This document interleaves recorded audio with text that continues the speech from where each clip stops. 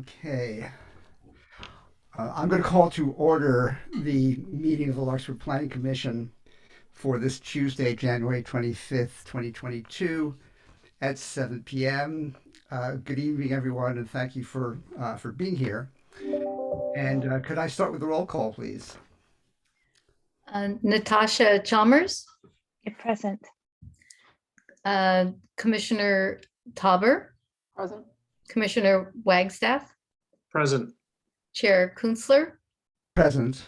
and for the record, Jeff Swisher, Commissioner, will not be attending or may be late.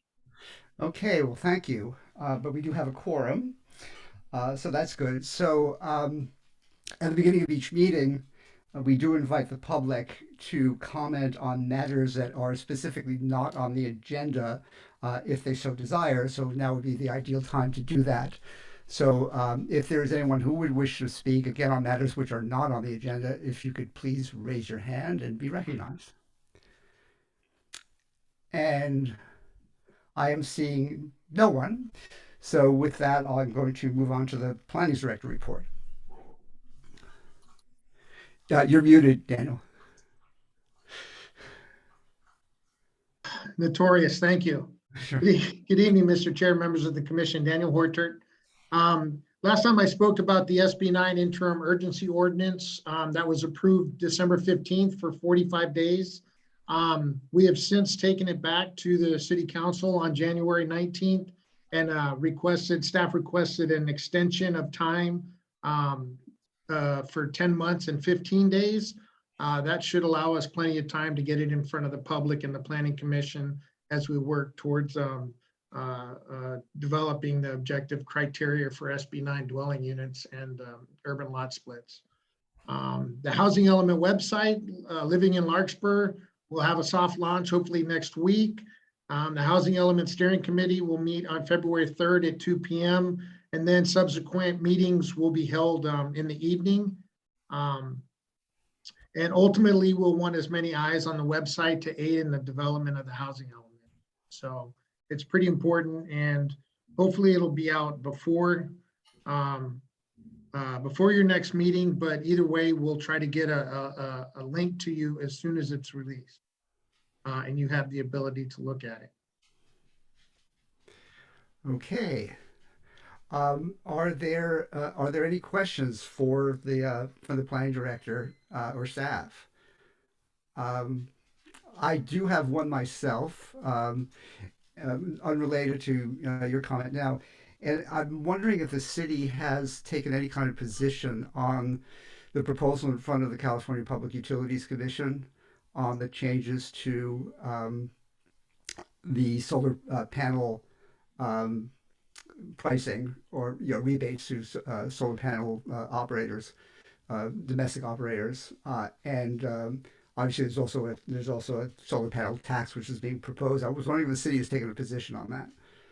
Well, Mr. Chair, since I've been there, I have not been involved in any way in any solar policy that's being proposed. I've only been there a little over a month, so.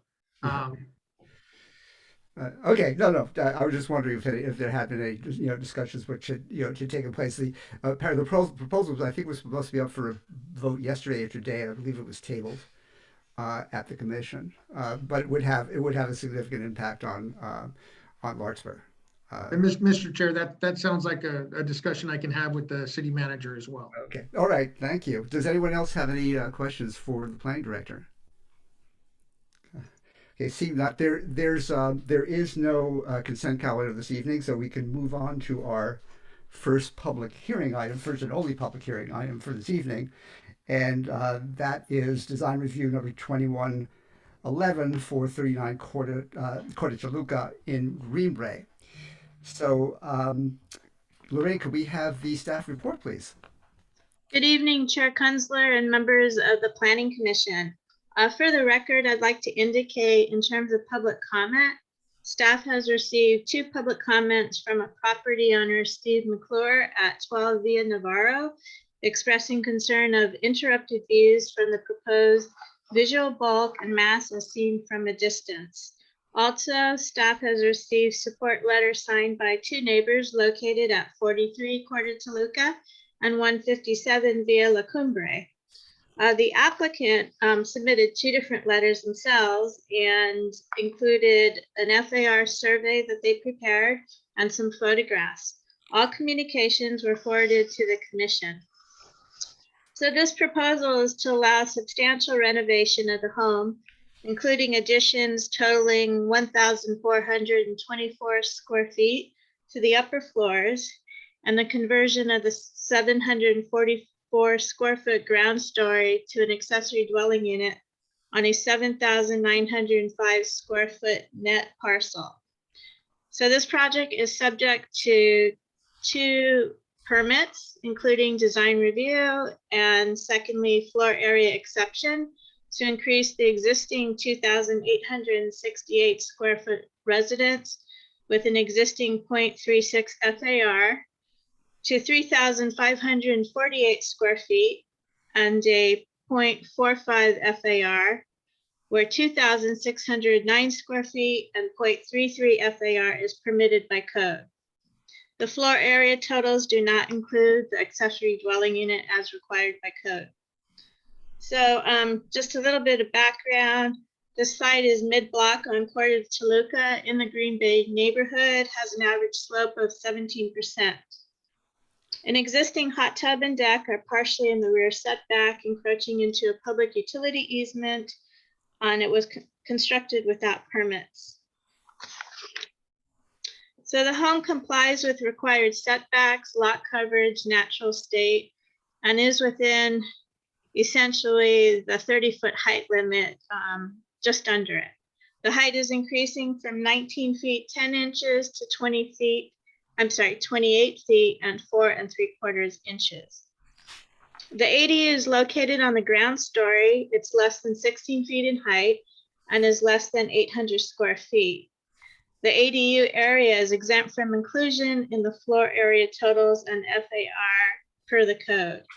Pedestrian access from the front down the side yard to the unit is not clearly defined, so staff is including a condition of approval requiring construction of an independent, code-compliant exterior accessway to the unit.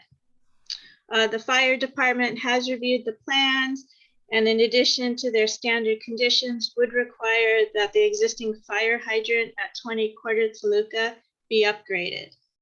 So in terms of design review, generally the lots in this area, specifically in the subject block, are varied in size and configuration, and there's a mix of 1- and 2-story residents, some of which have been subject to some significant remodeling and expansion since the original construction. Staff finds the overall design and style of the proposed house is generally compatible in style with the existing site and surrounding neighborhoods. However, based on the story polls and project plans, it appears that the proposed massing of the front elevation, including the 2-story entry tower, would be out of character with the neighborhood. Further, the design with the minimum side setbacks may impact surrounding residences. This may be further exacerbated by the white color scheme, vertical siding, which would not minimize the perception of the additional mass. During preliminary review of the design, staff expressed concern about the 2nd-story massing at the front of the house.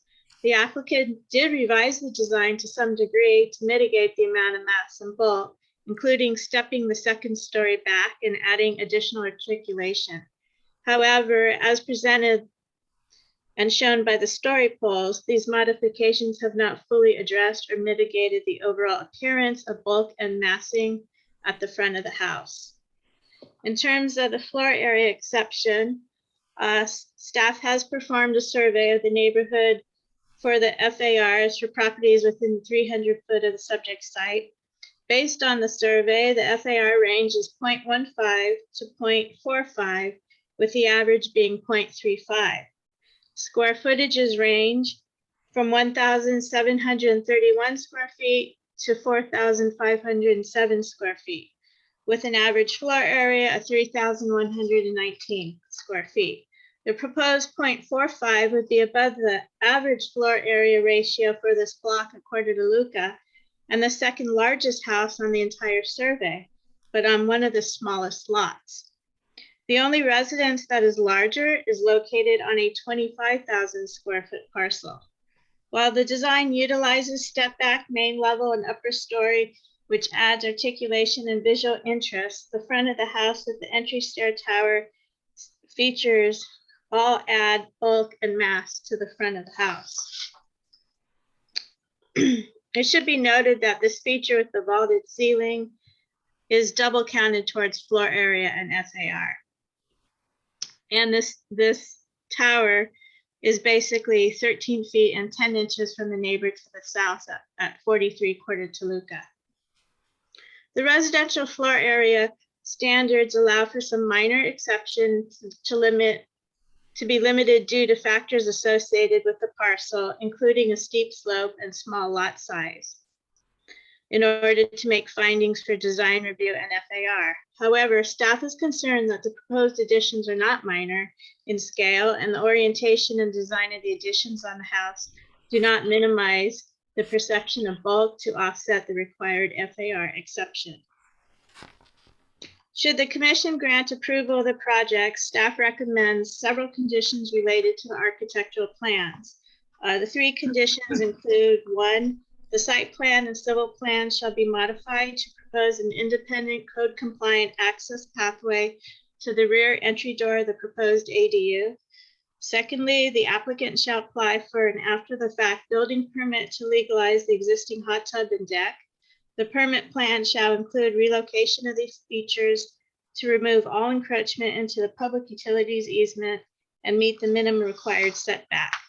And lastly, the plan shall include tree protection measures during grading and construction activities prepared by a certified arborist or landscape architect for the 9-inch magnolia tree in the north side yard, the 6-inch lemon and 30-inch conifer tree in the rear yard, and the 14-inch tree and 2 8-inch trees in the south side yard. Staff recommends that the Planning Commission hear the applicants and interested parties and determine whether the required findings for approval can be made, or whether design modifications should be considered to reduce the proposed FAR and to reduce the massing of the design. I would be happy to answer any questions of the commission. Thank you very much, Lorraine. Are there any questions from my fellow commissioners?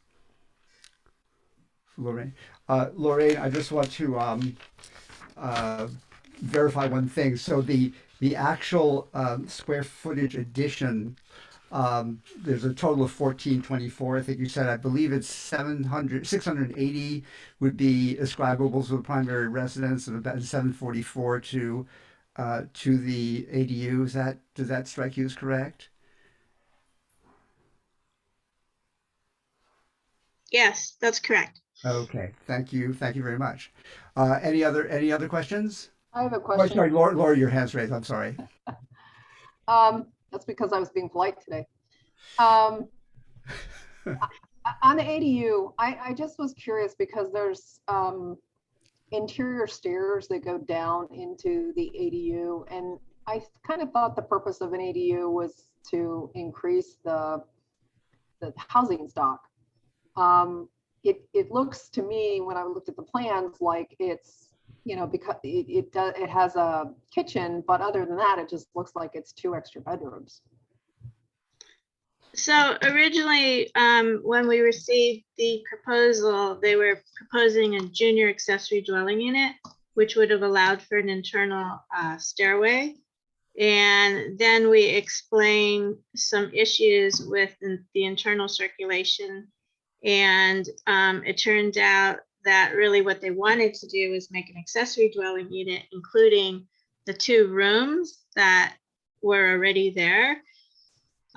So they're calling it a 2-bedroom accessory dwelling unit. And then to actually make it the ADU, they have to provide the exterior access.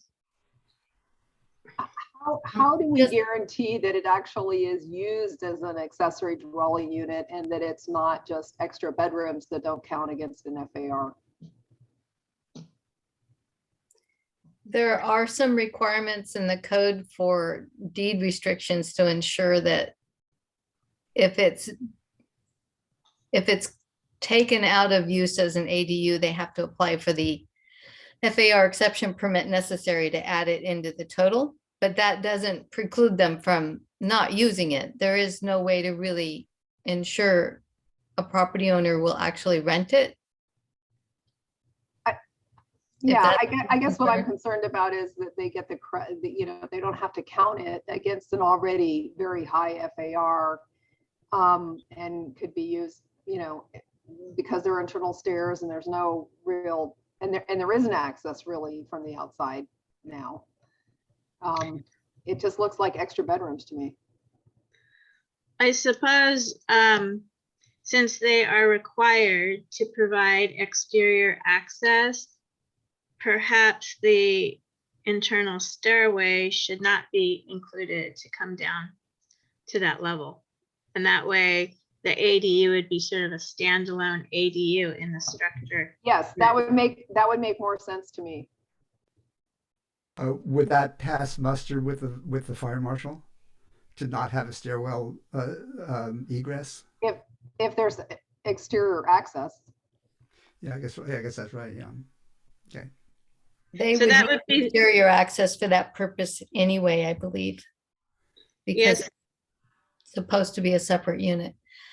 There is no provision built into our ADU regulations in the municipal code that specifically prohibit the internal stairway. So this is likely to be something you'll see on occasion. Okay, well, we can talk about it more when we're at the end. Okay. Thank you, Laura. Are there any other questions from the commission for Lorraine? Seeing none. Hey, Daniel, Yeah, Rob. I have, so what defines this as a ADU is literally just the exterior access. And a JADU, which is only 500 square feet, can be accessed from inside the house. Is that? No, in both cases, they have to have an exterior independent access way and a path of travel around the house. So why is there a JADU?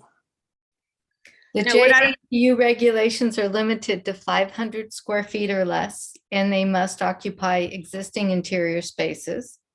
This particular unit is almost 750, is that right, Lorraine? 744, yeah, So 744. it's too large to be a JADU. And in that case, the ADU regulations apply, which require a bit more robust kitchen. In both cases, they have to provide a bathroom. Okay, we can probably talk about this later. Thanks. Okay, before I cut anybody else off, is there anybody else who would wish to ask questions of Lorraine? Okay, this time I think I'm in safe terrain, and I'd like to invite the applicant or the applicant's representative to make a presentation if they so wish.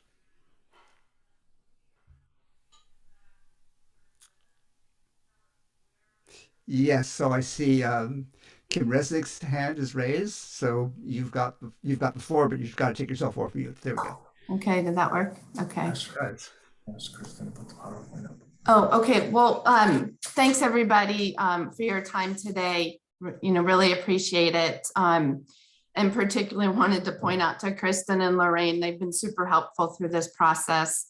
This is not something that we've been through before, so lots of learning and appreciate that. And I apologize in advance for, I guess, any uneducated terms or explanations that we use through this process. But just to point out, just because you guys were just talking about it, the area downstairs actually does have a door today to the outside, and it has a door at the top of the stairs that we close.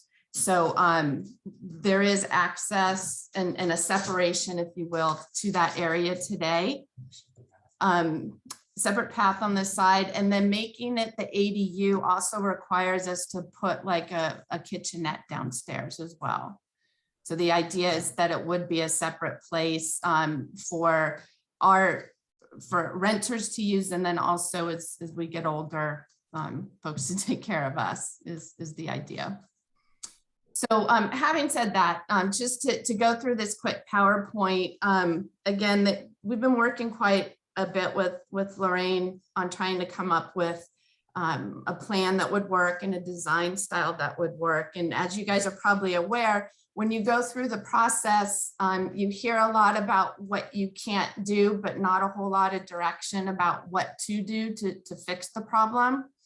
And so I just wanted to take you through sort of our journey in trying to understand what would work, what the city would approve. So we really did a lot of research, I guess you call it, around the neighborhood to take a look at other properties that have been approved, other designs here on the street itself, as well as, again, things that have been recently updated and approved by the city. So I'm just going to take you through a few slides to show you what the property looks like today. I'm not sure if everybody got a chance, but there's some unique elements to the property. Looking at that versus the homes here on our street, showing you how our new design was intentionally developed to match some of those surrounding homes, as well as inspired by other updated homes in the neighborhood. And then I did my best to kind of piece together some pictures to show you what it would look like and what elements we took. Focused a lot on the height, because Lorraine did work with us on trying to get that down so that the tower, when we call it the tower, the entryway was in line with other properties. And then a little bit about lot coverage, and then just a review of the site table. So next slide, please. Okay, so this is what our home looks like today. It's a little over 70 years old, not updated at all, as you can tell. It's still got that really low profile ceiling, and then the roof accordingly with that. Now, what's really unique about our lot, although it may be one of the smaller lots, it's downward sloping in the back. So even though the house today has the 2 levels, you can only see 1 level from the street. And then of course our neighbors can only see that. So I wanted to make sure and point that out, because when you do look at the numbers, it does sound like it is going to overbuild the lot. But again, visually, other folks will not see that. Slide. So here, if you take a look, these pictures in the 4 corners are other houses on our street. And the one in the upper left, 30 Court of Toluca, is directly across the street. And if you can see, that house, as well as the one right next door at 20 Court of Toluca, they built their additions over the garage. So we also tried to keep that same sort of design, where we focused on the addition to one side of the house. We didn't want it massive across the top. But one thing we did try to do was kind of avoid that drastic drop off between the second level and the first level. So we wanted to figure out a way that we could make that flow from 2 floors to 1 floor more appealing visually, because these 2 houses across the street, those additions, they're not set back. They do have that drastic drop off, aren't real appealing. So we were just trying to make that a better visual look. The house in the bottom left, 15 Court of Toluca, if you can see that sort of in the background, it covers an extensive part of the area. And then the 70 Court of Toluca is the most recent remodel on our street. And again, they kept their design over the garage with that drastic drop off. So next slide.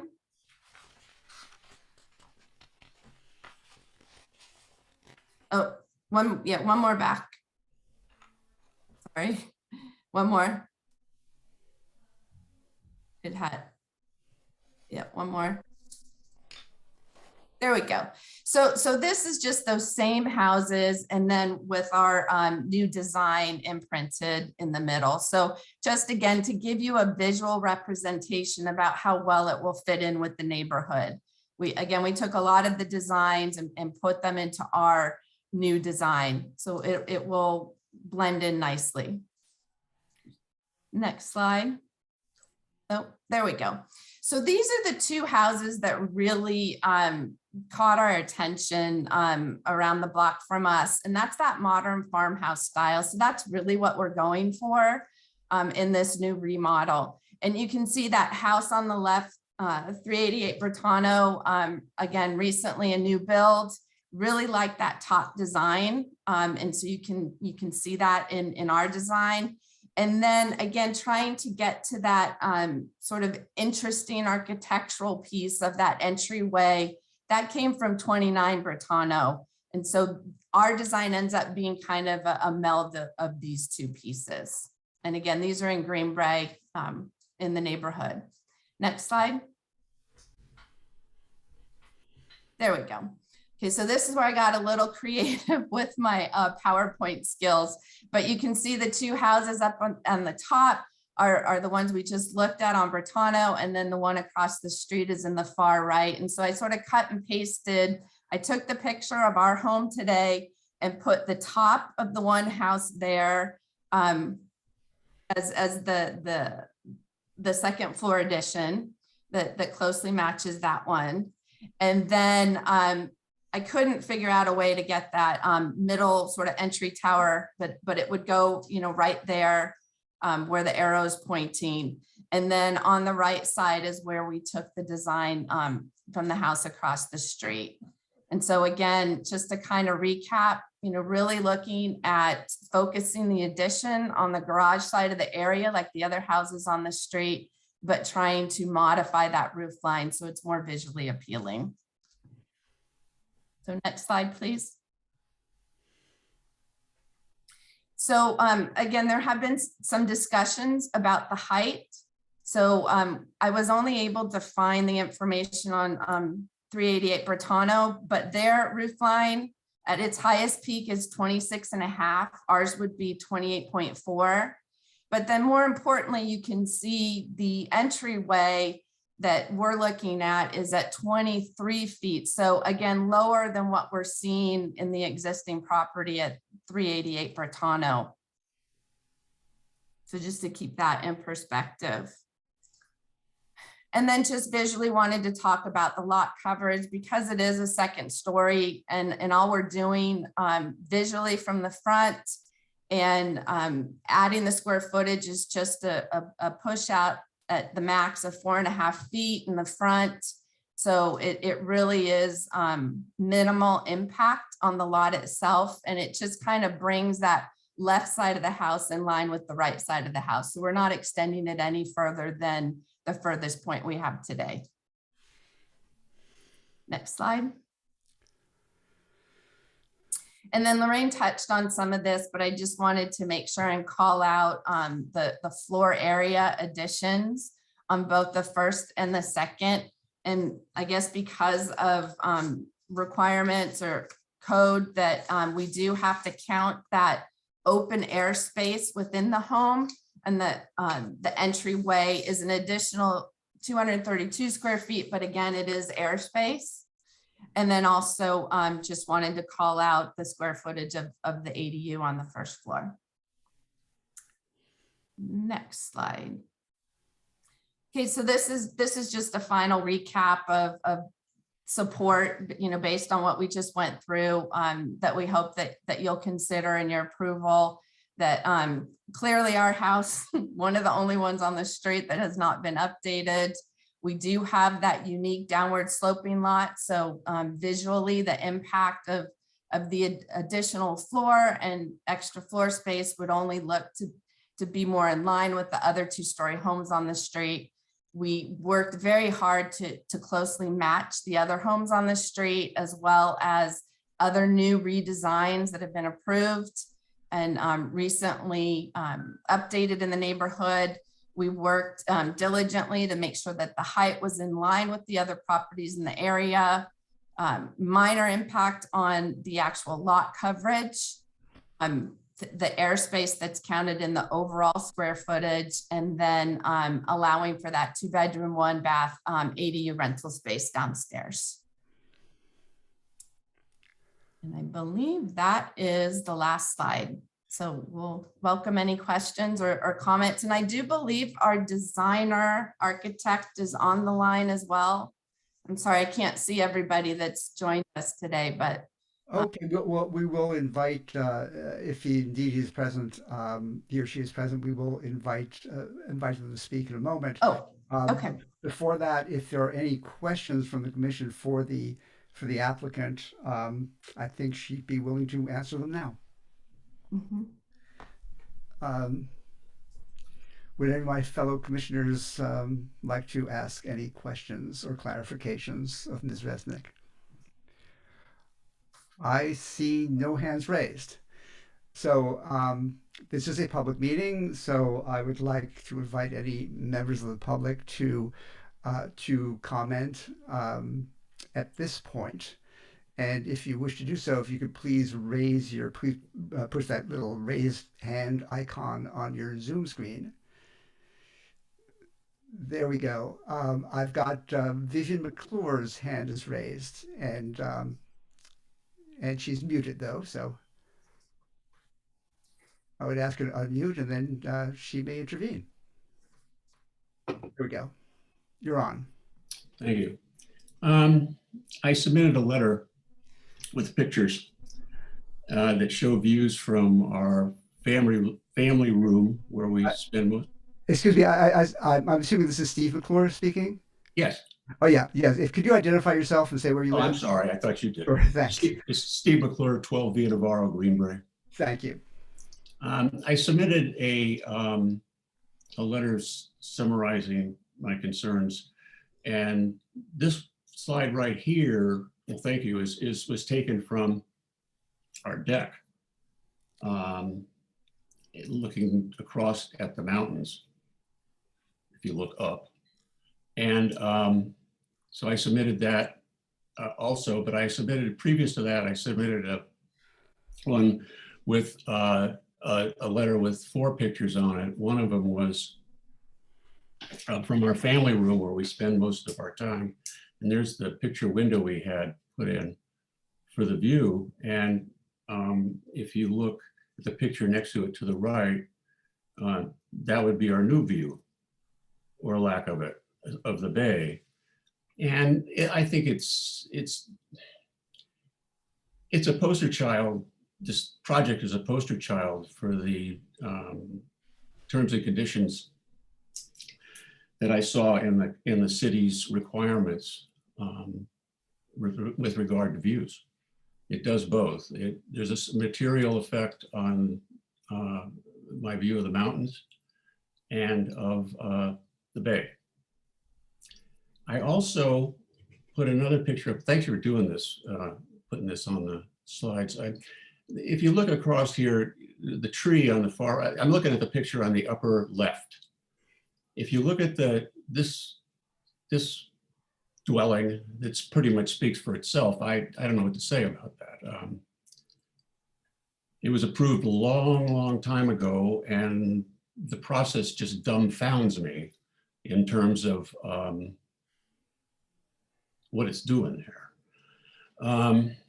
But if you look over here at the tree, that's where, kind of the right of the tree, that's where this project would be. And so they would kind of like be bookends there. Both of them problematic. And I think it basically takes a lot of nerve to point this out as a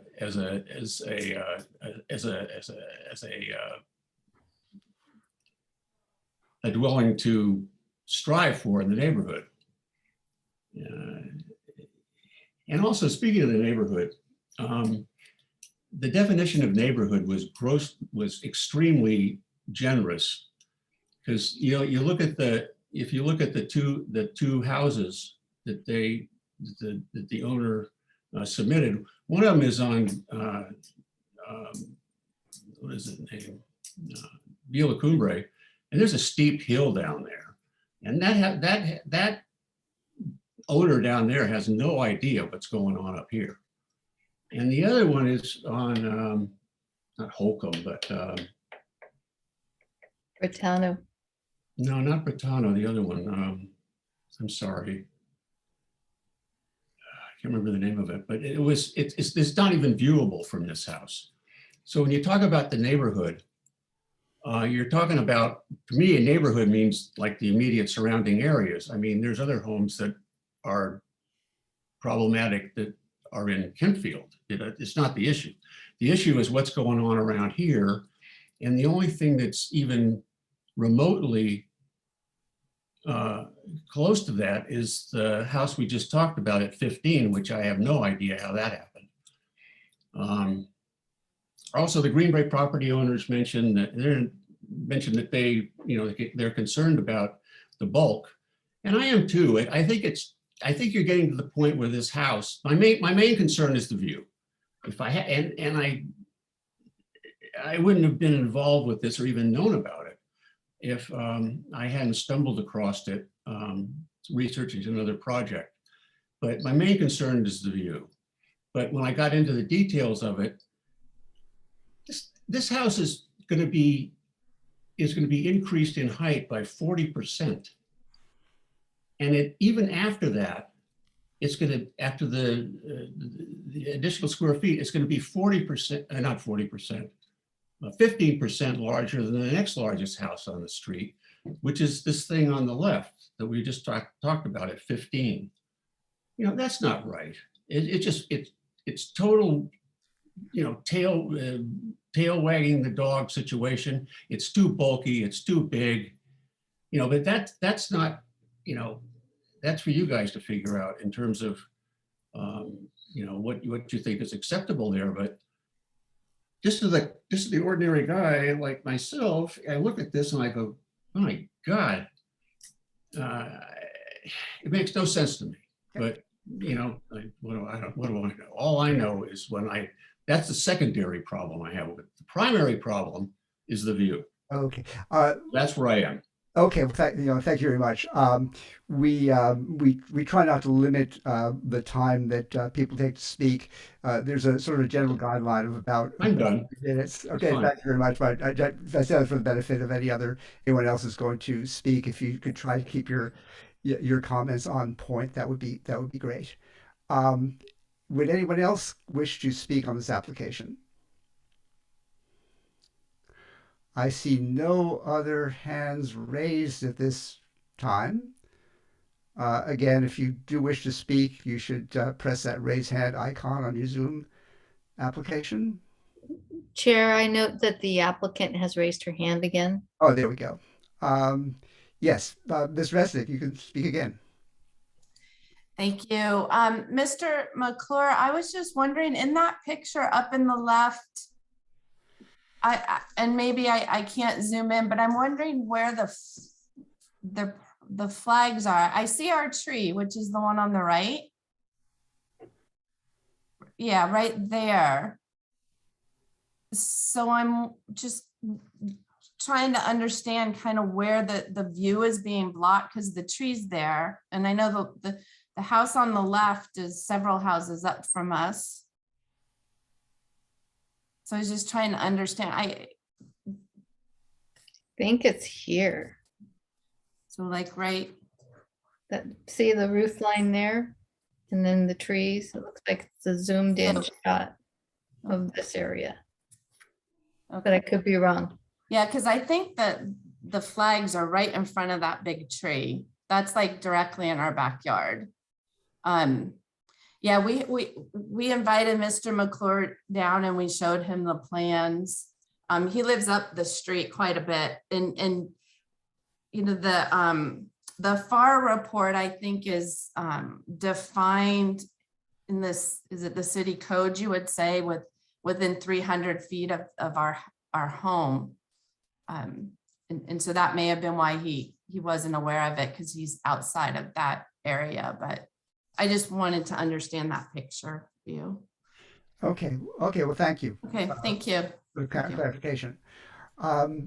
Okay. Would anyone else wish to speak? If so, please press the raise hand icon. And I'll have my eyes fixated on my little panel here to see if there are any hands that come up.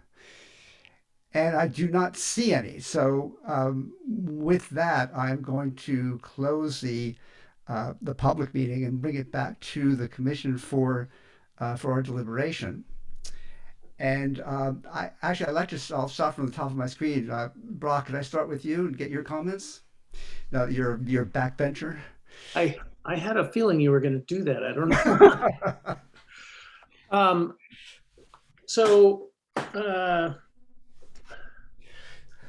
this is a case where I really feel that the ADU issue is allowing a pretty much a 7-bedroom house to be built in an area that doesn't have houses generally that big.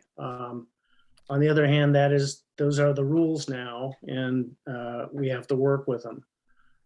My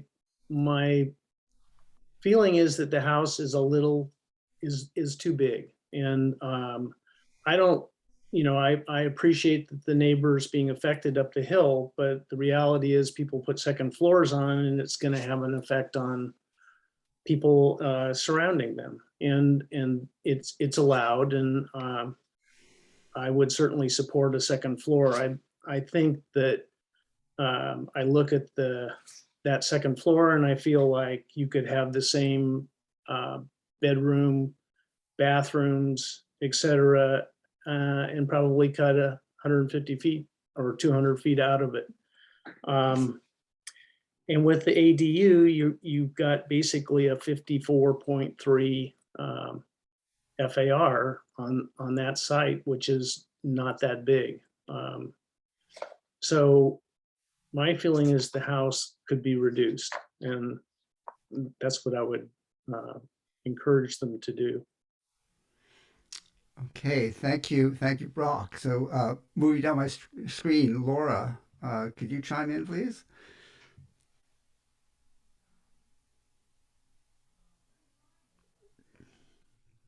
Trying to unmute, sorry. I basically feel the same way, and I think you kind of got that maybe from my opening questions and comments. I just feel like, the ADU is almost a loophole here in this particular case, to build a house that's just, that even if you don't include it, is so far out of the FAR requirements.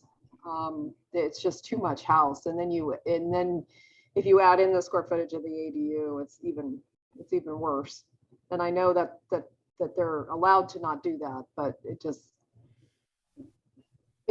I just feel pretty strongly this is too much house for this lot.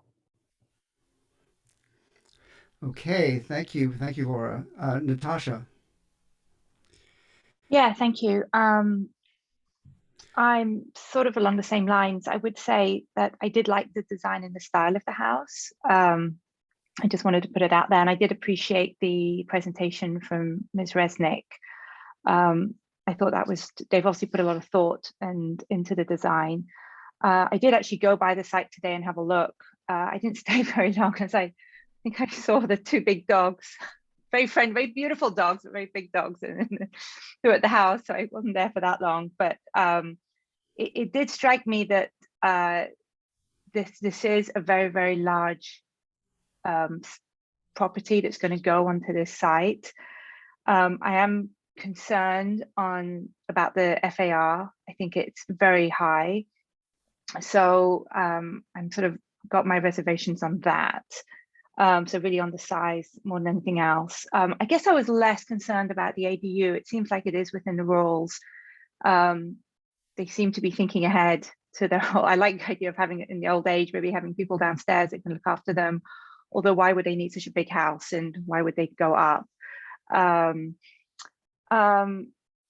then just I had a question as well that maybe this is one for Kristen, but there was I did note the objection from Mr. McClure, and I think it's hard to see that his view is going to be impacted. I think it's always really hard on neighbors that are impacted or adversely impacted. Unfortunately, I think that's a necessary evil of any development of any town or city. There are always going to be these consequences. But I did see a letter from the Green Bay Housing Association that said that they would give approval to this site. They actually commented that this was a very, very large property for this plot, for this site, but they would give approval as long as there was sort of no objections from the neighbors. And I guess we have had an objection now, so I don't know how that impacts the housing association or I forget the actual name of the actual association, but the Green Bay, I think it was Housing Association site, and their approval, whether that changes that and whether that even matters in this case. Okay. Thank you. Thank you, Natasha. Okay. I have the privilege of going last, and I pretty much agree with what's already been stated. I I do appreciate the addition of an ADU. We're not in a position, nor is it our real role really, to police whether or not that ADU is going to be immediately um, rented out as an ADU. That's kind of not our role. So I'll stick with the appreciation of the fact that it is there. With regard to the view issue that was raised um, by Mr. McClure, I actually went to this property twice. I went once yesterday and looked at the story polls, came back, read the material, then I went back up there today and I actually stood in I stood in the driveway of Mr. McClure's home, which is at grade with their yard, and looked toward the house. So the to my mind, and I believe that is the intent of the city ordinances, is there's a test of not just materiality, but sort of a test of reasonableness when it comes to the obstruction of views. And given the distance from Mr. McClure's house toward the property, and that in fact his field of vision is pretty much off to the side. I kind of had to conclude that that in and of itself did pass the test of reasonableness. However, we're left with the issue of a lot which I think this house does overbuild, and my point of reference is really from the staff report, the city ordinance, which was quoted by Lorraine in her report, whether or not the applicant has employed mass reducing techniques that really do mitigate the any impression of the lot being overbuilt. And here is where I don't think this design passes, even though the aesthetics of the design itself I find to be reasonably attractive. However, it does overbuild a lot. I really cannot get around that. So with that, I'm going to take the same stance as my fellow commissioners. So with that, could we get a motion?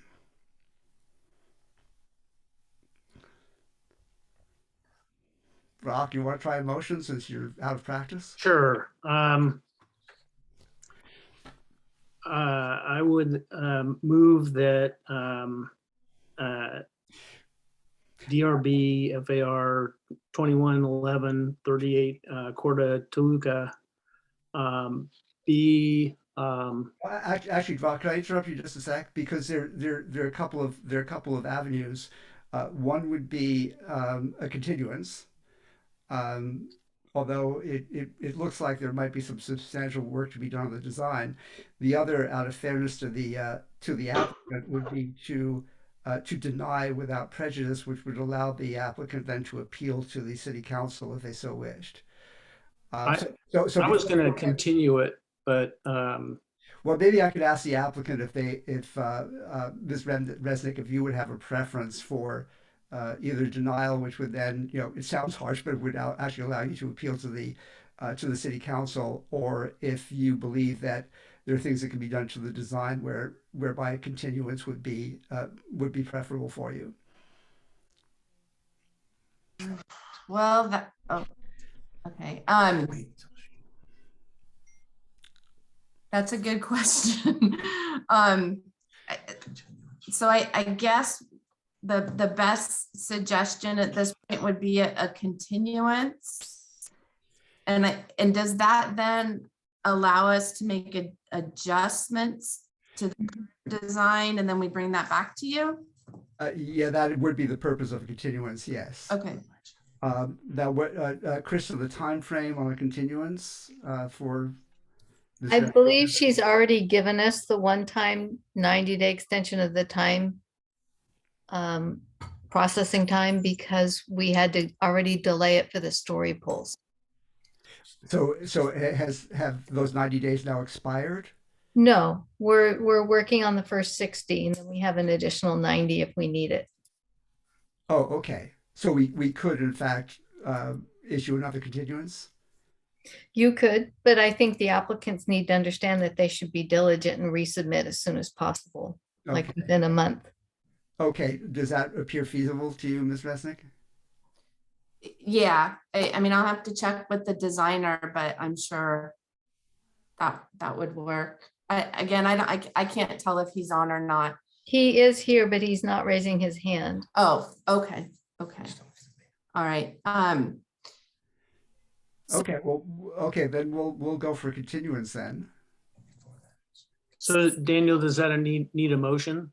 It does, So can I ask another question? sure. So with a continuance, will the commission provide some guidance on what needs to be adjusted?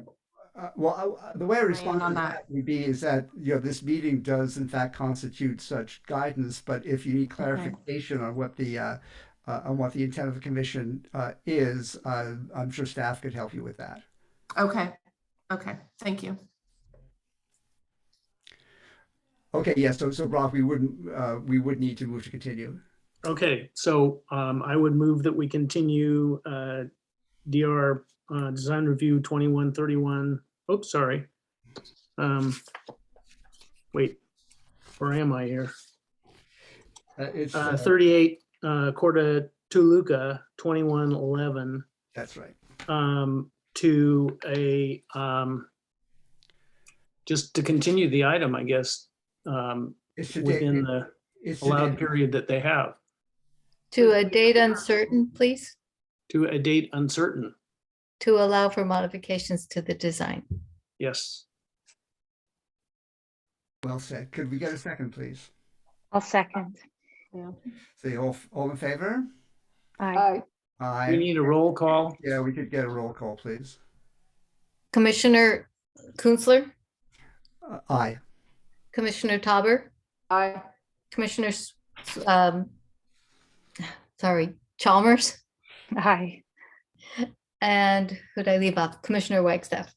Aye. So for the record, there are 4 ayes and one absent, which would be Commissioner Schwischer.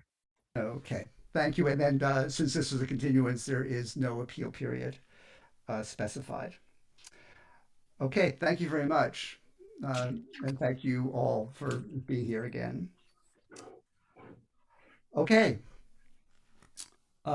Next item on the agenda would be the approval of the minutes from the last meeting.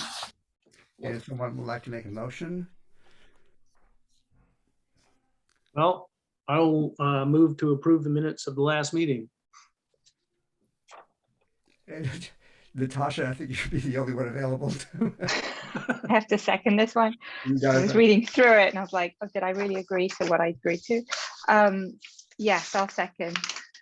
Okay, and for the record, there was one item on that on the agenda from the last meeting from which I was recused, but I think I could still vote to approve these minutes. Is that kosher enough? No, I wasn't there, so I'm abstaining. Yeah. So Laura has to abstain because she wasn't present. I was present, but I was recused from one item. Oh. Dan, do you see any objection to having him vote on minutes that he didn't actively participate in but was present? That's a new one. Which Dan are you talking to? That's You, Dan Schwartz. Dan, I would prefer a full quorum of who was there personally. So, that participated. He was at the Yes. meeting, but he could not participate. yes, so, Okay. but Commissioner Swisher was, so when he's back, then approve him at that time.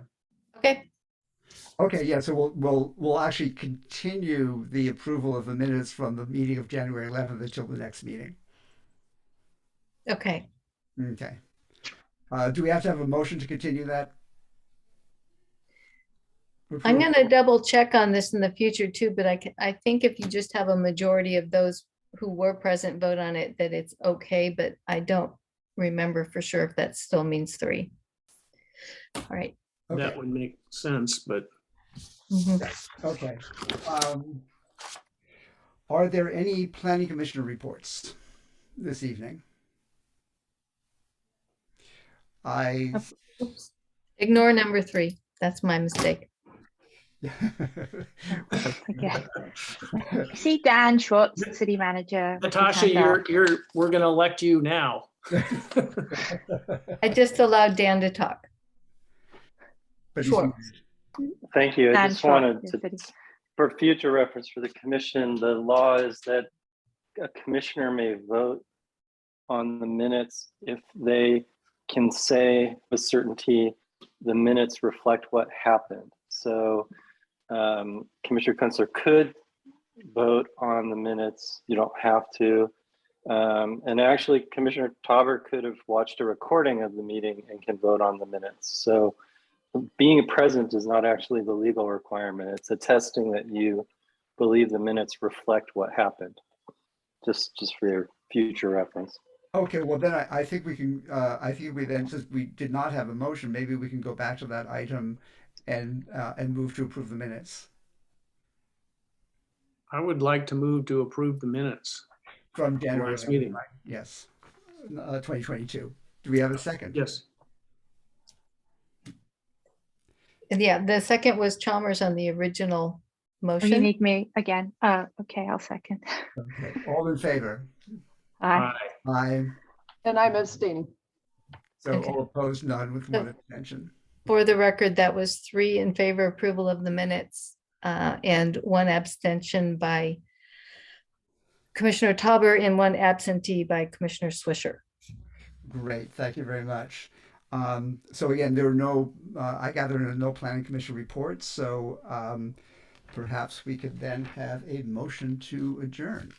I would like, I don't know if this is a planning commissioner report, but I'm still unclear in my mind what the difference is between a JADU and an ADU. Once you basically, so they both should be 800 square feet, it seems like. Well, Kristen said ADU is 500. A JADU is supposed to be 500. 250, 500, yeah. So if the bigger one has more requirements around kitchen and some other things. I So think the Why the was, bigger unit, there's more requirements. which is that it can't exceed 16 feet in height, which I always assumed meant that it was. No, an they exterior. can, What? only they won't be exempt. So, Okay, so if yeah. it's under 16 feet, but that sounds like an exterior structure, not 16 feet of ceiling height in somebody's house. It doesn't make sense to me. well, the state law is not particularly detailed, and they do prefer we exempt what we can. So we are taking a very cautious approach. And I think there's certain restrictions with regard to what utilities could be in the unit if it's a JADU as compared to an ADU. Right, a JADU could literally just have a wet bar and an under the counter sink, very limited, like a hot plate or a microwave would suffice for cooking. But they do need access to or a private bathroom and a private exit, entry and exit.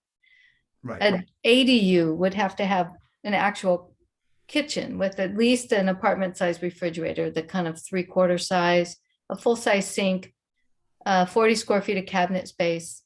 It's kind of detailed in our code to give it a more livable environment and more independent living environment. Yeah. So an ADU, basically looks more like a real apartment. Right, and in the code, ADUs can have multiple bedrooms and I think up to 1,200 square feet or 50% of the floor area of the main house. Yeah. But they may not be exempt from inclusion in FAR and other zoning entitlements. They may need an FAR exception to propose that, for instance. Right. Okay, thanks, Kristen. I'm still, Well, the state really did come at the cities with these laws one after the other, and I think they just built off the JDO regulations and made them even more expansive. So Yeah. that's why they feel like they're very similar.